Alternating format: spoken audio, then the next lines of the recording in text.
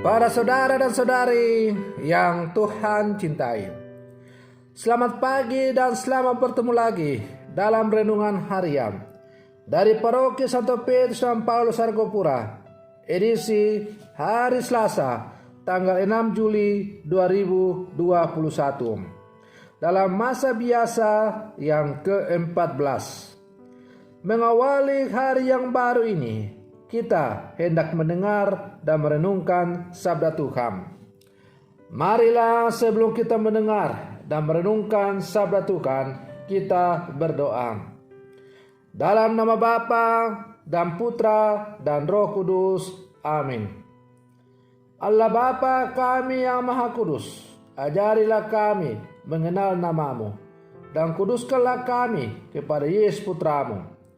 Semoga Yesus menjadi lambang perjanjianmu dengan kami, sebab dialah putramu yang datang ke dunia untuk menyelamatkan kami. Bersabdalah ya Tuhan, kami siap untuk mendengarkan. Terpujilah Engkau Bapa, Putra dan Roh Kudus, kini dan sepanjang segala masa. Amin.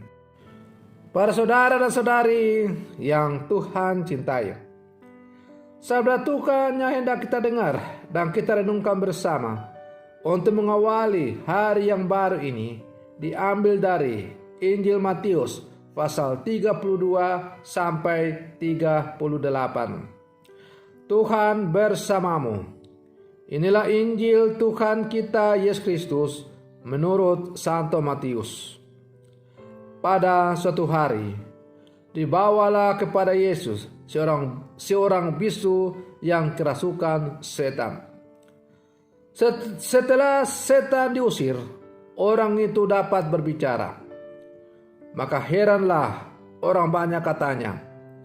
Yang demikian belum pernah dilihat orang di Israel. Tetapi orang Farisi berkata, dengan kuasa penghulu setan ia mengusir setan. Demikianlah Yesus berkeliling semua kota dan desa. Ia mengajar dalam rumah-rumah ibadat dan memberitakan Injil. Dan memberitakan Injil kerajaan surga, serta melenyapkan segala penyakit dan kelemahan. Melihat orang banyak itu, tergeraklah hati Yesus oleh belas kasihan kepada mereka, karena mereka lelah dan terlantar seperti domba tidak bergembala. Maka katanya kepada murid-muridnya, tuaian memang banyak, tetapi pekerja sedikit. Karena itu mintalah kepada Tuhan yang empunya tuaian, supaya ia mengirimkan pekerja-pekerja untuk tuaian itu. Demikianlah sabda Tuhan. Para saudara dan saudari yang Tuhan cintai, penyembuhan orang bisu tuli yang dilakukan oleh Yesus dalam bacaan Injil yang baru saja kita dengar tadi menimbulkan kesan beraneka ragam. Ada orang yang mengagumi karyanya, namun ada juga yang melihat karya itu sebagai perbuatan setan, di mana Yesus dituduh menggunakan jasa dan kekuatan kepala setan. Orang yang tertutup hatinya bisa saja melihat kebaikan sebagai ancaman baginya.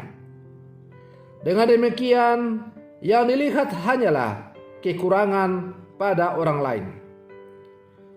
Sebaliknya, orang yang sungguh terbuka hatinya bagi kebaikan akan melihat karya yang membahayakan sebagai jalan berkat dari Tuhan.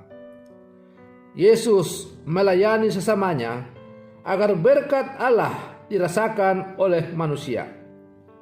Maka para muridnya juga diharapkan mencerminkan pelayanan demikian dalam kehidupan mereka. Para saudara dan saudari yang Tuhan cintai, jarang ada orang yang berani berbuat demikian. Orang mengetahui bahwa yang baik itu berguna, tetapi berbuat baik membutuhkan panggilan istimewa. Maka murid-murid Yesus diminta agar banyak bekerja, meminta agar banyak bekerja dalam panenan kebaikan itu. Para saudara dan saudari yang Tuhan cintai, setelah menyembuhkan orang bisu tuli tadi, maka Yesus berkeliling untuk memberitakan Injil Kerajaan Surga. Dan banyak orang berbondong-bondong datang untuk mendengarkan pengajaran Yesus.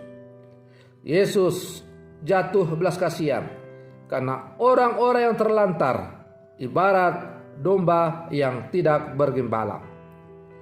Karena itu Yesus meminta agar para murid berdoalah kepada yang punya tuaian, supaya ia mengirim pekerja-pekerja untuk tuaian itu.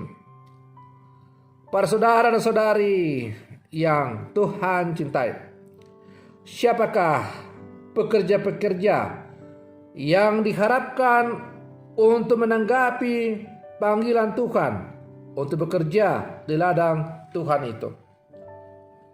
Pekerja-pekerja itu adalah seluruh umat Allah. Dengan sakramen baptis yang telah kita terima, maka kita dipanggil dan diutus untuk menjadi nabi, imam, dan raja, sesuai dengan tugas dan panggilan kita masing-masing. Memang nanti ada yang dipanggil secara khusus untuk melayani Tuhan juga secara khusus.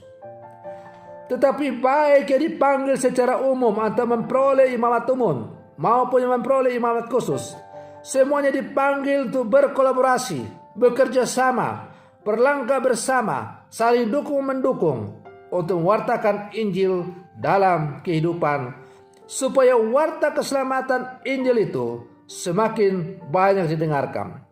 Dengan demikian, orang-orang yang terbelenggu oleh pelbagai hal-hal yang membuat mereka tidak merdeka sebagai anak Allah, tetapi pasti mereka dibebaskan.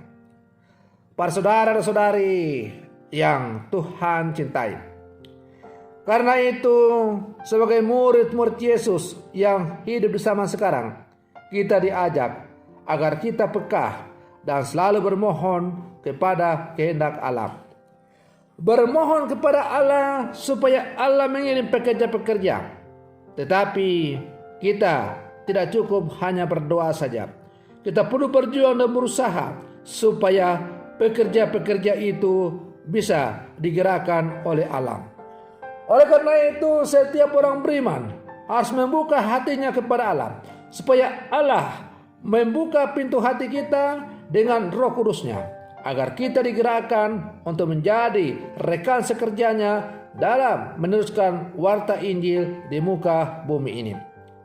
Para saudara dan saudari yang Tuhan cintai, sebagai murid-murid Yesus yang hidup zaman sekarang, kita diajak juga untuk selalu berkolaborasi bersama dengan Allah untuk menciptakan kerajaan Allah di muka bumi ini.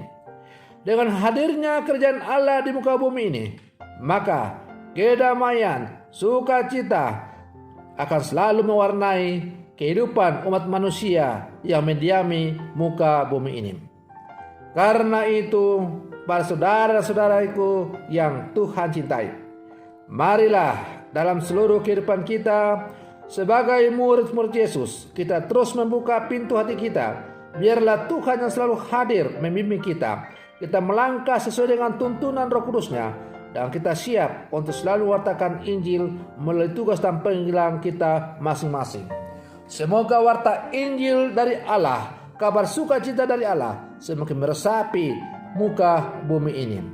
Semoga demikian. Selamat pagi, Tuhan Yesus memberkati.